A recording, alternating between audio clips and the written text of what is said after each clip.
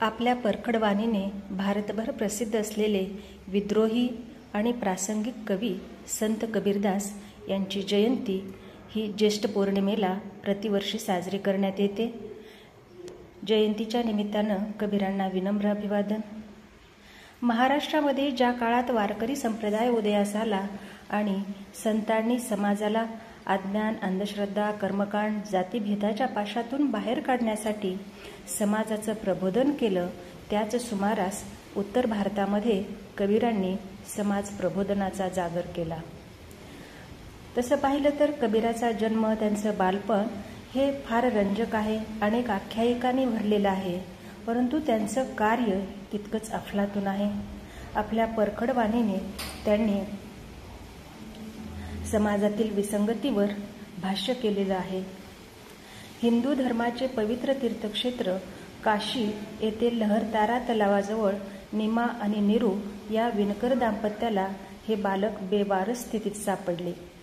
काशी विश्वेश्वराचा प्रसाद समजून त्यांनी या बालकाला आपल्या घरी आणले, कारण हे दाम्पत्यही निसंतान होते. घरी आणल्यावर त्यांनी आपल्या या बालकाला माया ममतेनं वाढवलं, त्याला नाव दिलं. कबीर लहानाचे मोठे या विणकराच्या घरी झाले. कबीरांनी कुठल्या शाळेत जाऊन शिक्षण घेतलं नाही, परंतु जीवनाच्या शाळेत त्यांनी जे पाहिलं, जे अनुभवलं, त्यातूनच ते एक प्रकांड पंडित झालेलं आपल्याला दिसून येतं. जे समाजहिताचं आहे त्याचं त्यांनी समर्थन केलं आणि जे समाज विघातक आहे त्यावर कठोर शब्दात प्रहार केले. एकंदरीत जातीय विषमतेनं बरबडलेला हा कालखंड होता. समाजात प्रचंड अज्ञान पसरलेलं होतं, अंधश्रद्धेचं प्राबल्य वाढलेलं होतं, कर्मकांडाचं प्रस्थ माजलं होतं, धार्मिक वितंडवाद, जातीय उच्चनीचता पराकोटीची वाढलेली होती. माणसाला माणूस म्हणून जगण्याचा अधिकार तत्कालीन काही उच्चभ्रू दांभिक धर्मवेड्यांनी हिरावला होता. संपूर्ण समाज जीवन अगदी अस्थिर झालेलं होतं. पाप पुण्याचं प्रलोभन दाखवून आणि देवधर्माच्या नावावर लोकांना छळण्याचं काम, शोषण करण्याचं काम तथाकथित बुद्धिजीवी लोक करत होते. एकंदरीतच सर्वसामान्य जनता ही दिशाहीन झालेली होती. व्यवस्थेच्या विरोधात बोलण्याचं साहस सर्वसामान्य जनतेमध्ये राहिलेलं नव्हतं. या अशा अंधकारमय काळामध्ये कबीरांनी सर्वसामान्य जनतेचं एक आधारस्थान बनवून आधार देण्याचं काम केलं, व्यवस्थेवर प्रहार करण्याचं काम केलं. ढोंगी, कपटी, पाखंडी लोकांचा त्यांनी खरपूस शब्दामध्ये समाचार घेतला. सर्वसामान्य जनतेचं मनोबल वाढवण्याचा कबीरांनी आटोकाट प्रयत्न केला आणि समाजाचं प्रबोधन आणि परिवर्तन करणारे ते एकदृष्ट्ये युगपुरुष म्हणून लौकिकास पात्र झाले. कबीराच्या मते जाती धर्मातील कटुता, भेदभाव, विकास प्रक्रियेतील हे अडथळे आहेत. परंतु काही विघटनकारी लोक जाती धर्माचा आधार घेऊन समाजामध्ये द्वेष पसरवण्याचं काम करतात.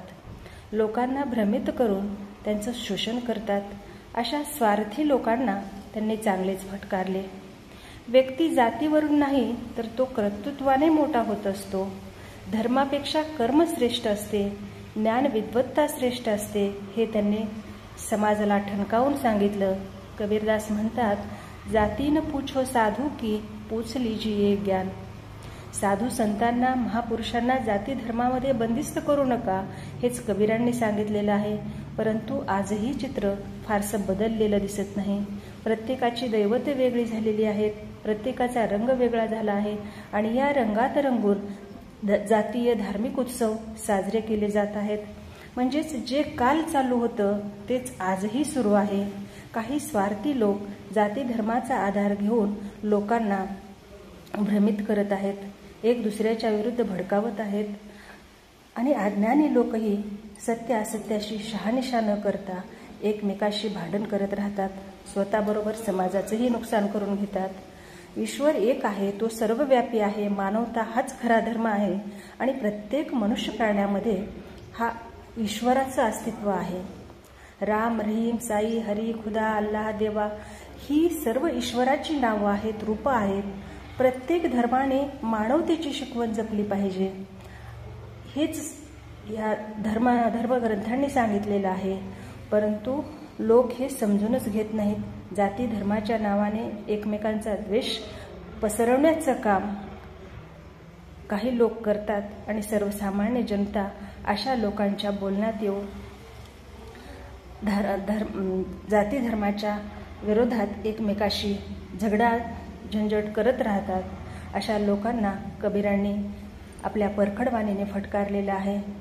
ते म्हणतात, हिंदू कहे मोही राम प्यारा, तुर्क कहे रहमाना. हिंदू कहे मोही राम प्यारा, तुर्क कहे रहमाना. आपस में दो लढे, मरम न कोई जाना. हिंदूंना राम प्रिय आहे, मुस्लिमांना रहीम प्रिय आहे. दोघांनीही मानव कल्याणाचा संदेश दिलेला आहे, परंतु ते समजून न घेता जाती धर्मामध्ये भांडण्यातच लोकांना पुरुषार्थ वाटतो. तीर्थव्रत, पूजापाठ हे सारं ढोंग आहे. दगडाची पूजा करून ईश्वर प्राप्ती होत नसते, कर्म की पूजा करो हा संदेश कबीरांनी आपल्या वाणीतून दिला. कारण भाव तिथे देव हेच कबीरांनी थोडक्यात समाजाला ठणकावून सांगितलेलं आहे. नीतिमूल्यांचं पालन करून मानव कल्याणाची कामना कबीरांनी केली. प्रत्येकाच्या हृदयामध्ये ईश्वर आहे. त्याला शोधण्यासाठी गया, प्रयाग, काशी, मथुरेला जाण्याची गरज नाही. विचारामध्ये सात्विकता, वाणीमध्ये कटुता असली तरी चालेल, परंतु त्यातून समाज प्रबोधन झालं पाहिजे, समाज विकास झाला पाहिजे, समाज हित साधलं पाहिजे. सहिष्णुता, सदाचार जर आपल्या अंगी नसेल तर तीर्थयात्रा ह्या व्यर्थ आहेत. आपल्यामध्ये असलेल्या दुर्गुणांचा त्याग करून स्वत्वाची जाणीव होणं ही एक प्रकारची तीर्थयात्राच आहे. कबीर म्हणतात, मन मथुरा दिल द्वारका काया काशी जाणे. मन मथुरा दिल द्वारका काया काशी जाणे. 10वा द्वार देहुआ तामे ज्योती पिछाने. आपलं शरीर हे चालतं बोलतं देवालय आहे आणि या देहातील सहिष्णुतेची ज्योत प्रज्वलित झाली पाहिजे. विनाकारण शरीराला यातना देऊन कुठलीच ईश्वर प्राप्ती होत नाही. त्यासाठी मनाची एकाग्रता फार महत्वाची असते. म्हणून कबीरांनी ध्यानधारणेला फार महत्त्व दिलेलं आहे. मनशांतीसाठी ध्यानधारणा महत्वाची असते हे कबीरांनी आपल्या वाणीतून सांगितलेलं आहे. पोथी पुराण वाचून ढोंग करून ईश्वर प्राप्ती होत नाही. त्यासाठी अंतर्मन शुद्ध असायला हवं, मनामध्ये प्रेमभाव असायला हवा. माणसामध्ये, समाजामध्ये स्नेहभाव वृद्धिंगत व्हावा. कारण प्रेमानेच जग जिंकता येते हे कबीरांनी त्यावेळी सांगितलेलं आहे, जे आजच्या काळातही तंतोतंत लागू होतं. कबीर म्हणतात, प्रेम भाव एक चाहिए भीष अनेक बनाए. प्रेम भाव एक चाहिए भीष अनेक बनाए. चाहे घर में वास कर, चाहे वन को जाए. प्रेम ही एक अशी वस्तू आहे, ती कुठल्या बाग बगीच्यामध्ये उत्पन्न होत नाही किंवा पैसे देऊन ती बाजारातही मिळत नाही, तर ती व्यक्तीच्या अंतःकरणामध्ये निर्माण होत असते. सहृदयी व्यवहारातून ती उत्पन्न होत असते. त्यासाठी भावशुद्ध हवा, हृदयात पवित्रता असावी. मोह, माया, लोभ, ममता, लालच या षडरिपूंपासून माणसानं दूर राहिलं तर त्याला ईश्वरी प्रेमाची अनुभूती झाल्याशिवाय राहणार नाही. मग तो घर संसारामध्ये रमणारा माणूस असो किंवा बाहेर भ्रमंती करणारा असो, त्याच्या अंगी प्रेमभाव हा असायला हवा. त्यासाठी कुठल्या बाह्य दिखाव्याची गरज नाही. पण आम्ही माणसं ईश्वर प्राप्तीसाठी नुसते उपद्व्याप करत राहतो. इकडे तिकडे ईश्वराला शोधण्याचा प्रयत्न करतो, मात्र स्वतःच्या हृदयामध्ये असणाऱ्या ईश्वराचं अस्तित्व आपण जाणत नाही. कबीरांनी ईश्वराला निर्गुण निराकार मानलं. त्यांच्या मते ईश्वर हा सर्वव्याप्त आहे. त्याला प्राप्त करण्यासाठी कुठल्याही मंदिरात किंवा कुठल्याही ठिकाणी जाण्याची गरज नाही. परंतु माणसाची अवस्था ही हरणीसारखी असते. कबीर म्हणतात, कस्तुरी कुंडल बसे मृग ढूंढे वन माही. कस्तुरी कुंडल बसे मृग ढूंढे वन माही. ऐसे घर घर राम है दुनिया देखे नाही. मृगाच्या नाभीमध्ये कस्तुरीचा वास असतो, परंतु ते त्या मृगाला कळत नाही आणि तो या सुगंधाच्या शोधात जंगलभर फिरत राहतो. त्याचप्रमाणे मनुष्याचीही अवस्था असते. तो ईश्वर प्राप्तीसाठी उगीच इकडे तिकडे स्वतःचा अहंकार घेऊन फिरत असतो, स्वतः काही बदलत नाही. अशा अहंकारी लोकांनाही कबीरांनी निक्षून सांगितलं, लोकांचं अज्ञान हे अनेक प्रथा परंपरांना खतपाणी घालत असते. पाप पुण्याच्या प्राप्तीसाठी लोक स्वतःचं आर्थिक नुकसान करून घेतात. कबीर म्हणतात, जत्रा में फितरा बिठाया तीरथ बनाया पानी. जत्रा में फितरा बिठाया तीरथ बनाया पानी. जनता भई दिवाणी पैसों की दुलधानी. म्हणजे थोतांड करण्याची काहीही एक गरज नाही. ईश्वर प्राप्तीसाठी कुठेही भटकंती किंवा कुठेही काही करण्याची, कर्मकांड करण्याची गरज नाही. कबीरांनी कर्मकांड, ढोंग, पाखंड यासोबत समाजामध्ये जी भ्रष्टाचाराची वाढती समस्या आहे त्याविषयीही भाष्य केलेलं आहे. कारण भ्रष्टाचार ही समाजाला लागलेली कीड आहे. काही स्वार्थी लोक आपल्याच समाजाला भ्रष्ट मार्गाने लुटून आपल्या पिढ्यानपिढ्याची सोय करून ठेवतात. पण त्यांचा हा भ्रम खोटा असतो. हावरटपणा त्याची जागा त्यांना दाखवतोच. अशा स्वार्थी लोकांचाही कबीरांनी तिखट शब्दामध्ये समाचार घेतलेला आहे.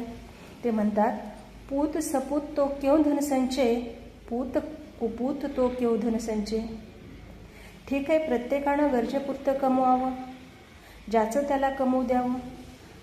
परंतु काही लोकांना एवढी सवय झालेली आहे धनसंपत्तीचा संचय करण्याची. परंतु हा धनसंचय भ्रष्ट मार्गाने मिळवलेली ही माया व्यक्तीचा विनाश शेवटी करतच असते. परंतु माणूस बोध घ्यायला तयार होत नाही. आजच्या वर्तमान काळासाठीही कबीरांचे हे विचार किती प्रासंगिक आहेत. कारण आजची परिस्थिती ही काही फार वेगळी नाही. नित्य नवी घोटाळ्यांच्या मालिका सुरू आहेत. शेवटी अति तिथे माती असते, परंतु हे माणूस लक्षात घेत नाही. कबीरांनी अतिवादाचाही विरोध केलेला आहे.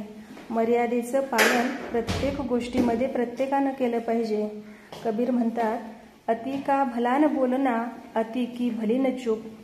अति का भलान बोलना, अति की भली न चूक. अति का भलान बरसना, अति की भली न धूप.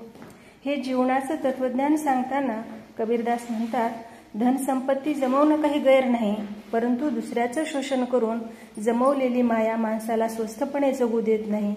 माणसाने आपल्या घर संसारासाठी, स्वतःच्या उदरनिर्वाहासाठी, आपलं जीवनमान उंचावण्यासाठी जरूर धनसंचय करावा, परंतु तो नैतिक मार्गाने असावा. कोणाचं शोषण करून माया जमवू नये. परंतु सांगून शहाणा होईल तो माणूस कसला. मोहमायेच्या नादी लागून माणसं अति धनसंचय करतात आणि त्यांचा शेवट मग कधी कस्टडीमध्ये होतो तर कधी अन्य कुठे होतो. कबीर ईश्वर परमात्म्याला एवढंच मागणं मागतात, साई इतना दीजिए जामे कुटुंब समाय. साई इतना दीजिए जामे कुटुंब समाय, मैं भीन भूका रहूं साधून भूका जाय. हे ईश्वरा, मला फक्त एवढंच दे ज्यामध्ये माझ्या कुटुंबाचा उदरनिर्वाह चांगल्या प्रकारे होईल आणि दारावर जर कोणी भुकेला साधू फकीर आला तर त्याच्या पदरातही काही टाकता यावं, एवढं माझ्याकडे असू दे. एवढं माफक मागणं ते ईश्वराला करतात. कबीराने श्रमालाही खूप महत्त्व दिलेलं आहे. माणसानं श्रमशील असलं पाहिजे. फुकटचं काहीही घेऊ नये, काहीही खाऊ नये, लाचार होऊन जीवन जगू नये. समाजामध्ये सन्मानानं जगता यावं यासाठी सतत प्रयत्नशील राहिलं पाहिजे. त्यासाठी ते म्हणतात, श्रम से ही सब कुछ मिलत है, बिन श्रम मिले कुछ नहीं. श्रम से ही सब कुछ मिलत है, बिन श्रम मिले कुछ नहीं. एकंदरीत कर्माचा सिद्धांत कबीरांनी फार पूर्वीच सांगितलेला आहे. त्यांनी सुसंगतीलाही फार महत्त्व दिलेलं आहे. आपण कोणत्या लोकांच्या संगतीत राहतो यावर आपला व्यक्तिविकास अवलंबून असतो. आपल्या आचार विचारावर त्याचा परिणाम होत असतो. म्हणून चांगल्या लोकांची संगत धरावी. दुष्ट दुर्जनांपासून, भ्रष्ट व्यभिचारी व्यसनी लोकांपासून दूर राहिलं पाहिजे. परंतु माणसाला चांगल्या गोष्टीपेक्षा वाईट गोष्टीच अधिक प्रभावित करतात, आकर्षित करतात आणि मग त्याचा शेवट वाईटच होतो. कबीरदास म्हणतात, सुसंगत से सुख उपजे, कुसंगत से दुख होय. सुसंगत से सुख उपजे, कुसंगत से दुख होय. दुखवा से भागा फिरे, सुख में रहे समोय. कुसंगतीने आयुष्याची बर्बादी होते, खूप नुकसान होतं जे कधीही भरून निघत नाही. कबीरांनी समय पर सजगता महत्त्वाची असल्याचं सांगितलेलं आहे. सदाचाराला महत्त्व देताना कबीरांनी जीवनाचं तत्वज्ञान सांगितलं. लहान मोठा, गरीब श्रीमंत कुणीही असो, त्याच्या अंगी नैतिकता असायला हवी. जो नैतिक मूल्यांचं पालन करतो तोच खरा संस्कारी आणि चरित्र संपन्न असतो. चरित्र संपन्नता हा मनुष्याचा अलंकार आहे. चरित्र संपन्न माणूस समाजासाठी भूषण असतो, इतरांसाठी आदर्श असतो. अशा चरित्र संपन्न व्यक्तीची प्रशंसा करताना कबीरदास म्हणतात, सीलवंत सबसे बडा सब रतन की खानी, सीलवंत सबसे बडा सब रतन की खानी, तीनों लोग की संपदा रहे सील में आनी. धन संपत्तीपेक्षा शील संपत्ती श्रेष्ठ आहे. ती कमावण्यासाठी माणसाला आपली संपूर्ण हयात खर्च घालावी लागते. शील संवर्धनासंबंधीचे त्यांचे विचार आजही समाजाला प्रेरणा देणारे आहेत. मानवी जन्म आणि जीवनाची नश्वरता सांगताना कबीर म्हणतात, समस्त प्राणी मात्रामध्ये मनुष्य प्राणी श्रेष्ठ आहे. या मानवी देहाचा उपयोग समाजाच्या भल्यासाठी माणसाने केला पाहिजे. मनुष्य जन्म मिळणं ही दुर्लभ परंतु भाग्याची गोष्ट आहे. परंतु काही लोकांना त्याचं काहीच घेणं देणं वाटत नाही. नको त्या लोकांच्या नादी लागून व्यसनाच्या आहारी जाऊन ते या अनमोल देहाची माती करून घेतात. स्वतःबरोबर घर परिवार समाजालाही नुकसान पोहोचतात. कबीर म्हणतात, दुर्लभ मनुष्य जन्म है देहन बारंबार, दुर्लभ मनुष्य जन्म है देहन बारंबार. मनुष्य जन्म हा खरंच पुन्हा पुन्हा मिळत नाही. याच जीवनामध्ये तो सार्थकी लागला पाहिजे. इतरांच्या कामी पडता आलं पाहिजे. अशा प्रकारचं वर्तन प्रत्येकानं केलं पाहिजे. परंतु माणूस नको तिथे घमंड करतो आणि हाच घमंड अहंकार माणसाला स्वतःच्या विनाशाकडे घेऊन जात असतो. माणसाने अभिमान जरूर करावा परंतु गर्व अहंकार करू नये. कारण जीवन फार क्षणभंगूर आहे, नश्वर आहे. कितीही कमवून ठेवलं तरी एक दिवस सर्व इथेच सोडून जावं लागतं. जीवनाची क्षणभंगूरता कबीरांनी अगदी मोजक्या शब्दात सांगितलेली आहे. हाड जले जो लकडी केस जले जो घास, हाड जले जो लकडी केस जले जो घास, सब तन जलता देखी करी भया कबीरा उदास. जो जन्माला येतो त्याचा मृत्यू हा ठरलेला असतो आणि हा मानवी देह डोळ्यासमोर जळताना पाहून कबीर उदास होतात. लोकांना उपदेश करतात, अरे कितीही माझं माझं केलं तरी शेवटी तुझं काहीच नाही.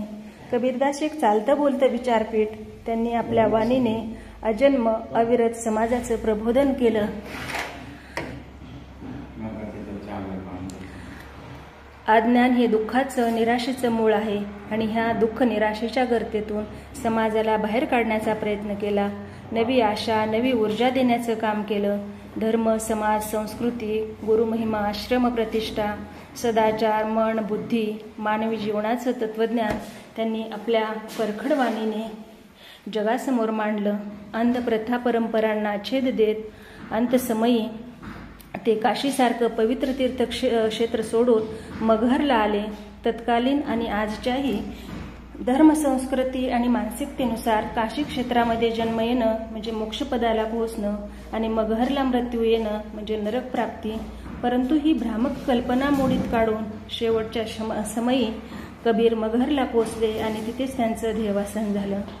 कबीरांनी कोणत्याच धर्माचा पुरस्कार केला नाही किंवा कोणत्याच धर्माचा द्वेष केला नाही. दोन्ही धर्मातील समाज विघातक गोष्टींचा त्यांनी धिक्कार केला. मानवता हाच खरा धर्म आणि मानव सेवा हीच श्रेष्ठ सेवा हेच त्यांनी ठणकावून सांगितलं. त्यामुळेच ते हिंदूंना जसे आपले वाटतात तसेच ते मुस्लिमांनाही प्रिय वाटतात. मृत्यूनंतरही त्यांचे अंतिम क्रियाकर्म हिंदूंनी हिंदूच्या पद्धतीने आणि मुस्लिमांनी मुस्लिम पद्धतीने केले. शतकोत्तर आयुष्य लाभलेला हा दीर्घायुषी थोर महात्मा एक कृतिशील युगपुरुष संत तुकाराम महाराजांच्या भाषेत बोले तैसा चाले त्याची